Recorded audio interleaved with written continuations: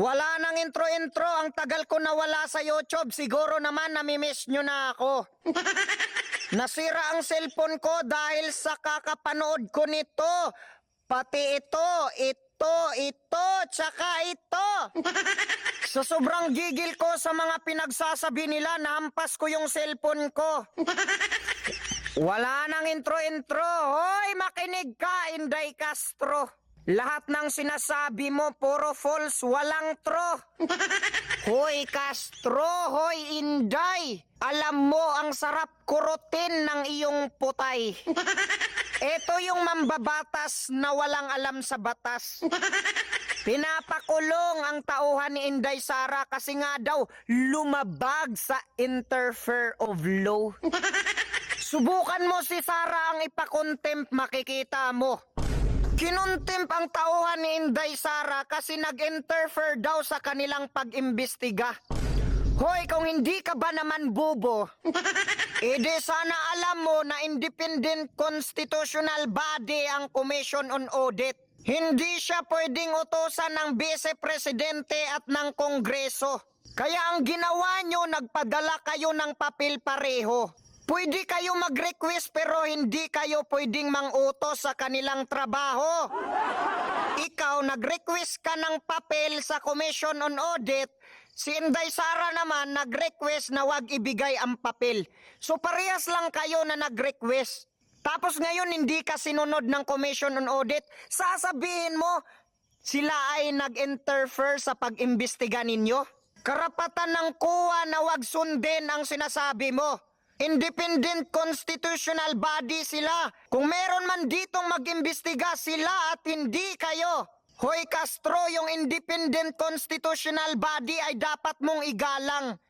Kung gusto mo pala ng resibo, idi dapat nag-auditor ka na lang. At isa pa to, si Madam Lesa.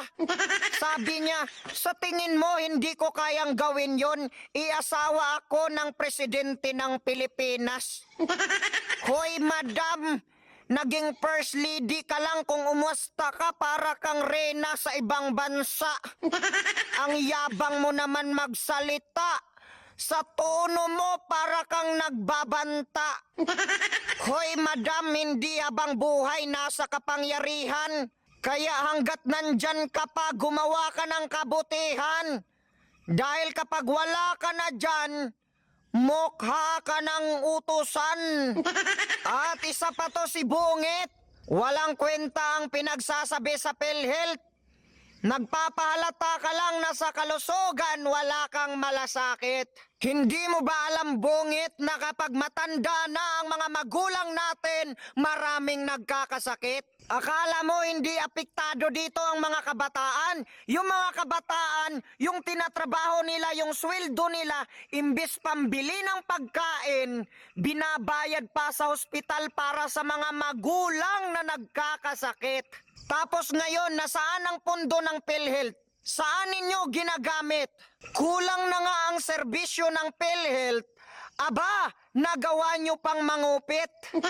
Eto, hindi mo na ako magmamakata ha kasi gabi na. Para maintindihan talaga tayo ni Bungit. Senyor Presidente, ha? Nararanasan ko ang nararanasan ng mga kababayan natin. Nasaan ang iyong malasakit?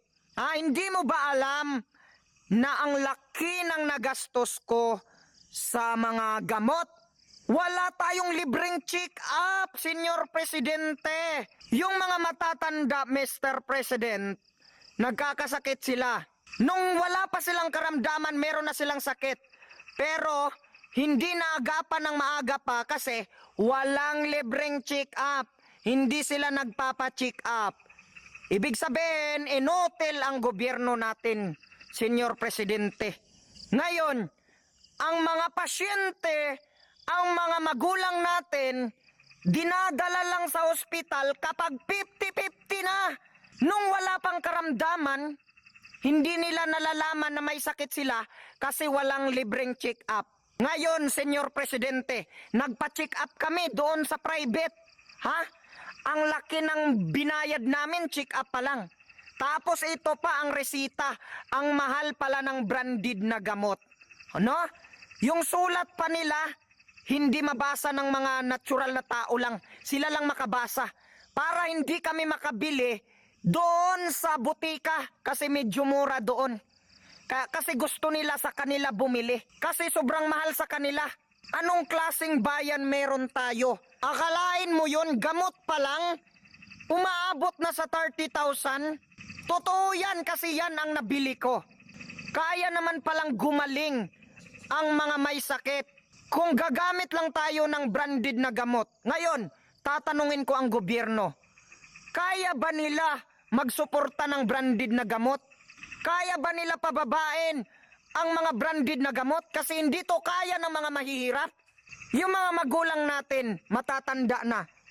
Kadalasan na lumalabas sa kanila na sakit, high blood, sakit sa puso, sakit sa liver. Kaya naman palang pagalingin sa branded na gamot. Kaso, wala silang pera. Ngayon, kung hindi inutil ang ating gobyerno, may ginagawa ba sila para suportahan ang pagbaba ng presyo ng gamot at magkaroon ng libreng check-up?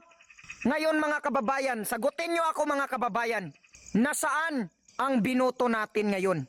Nasaan sila?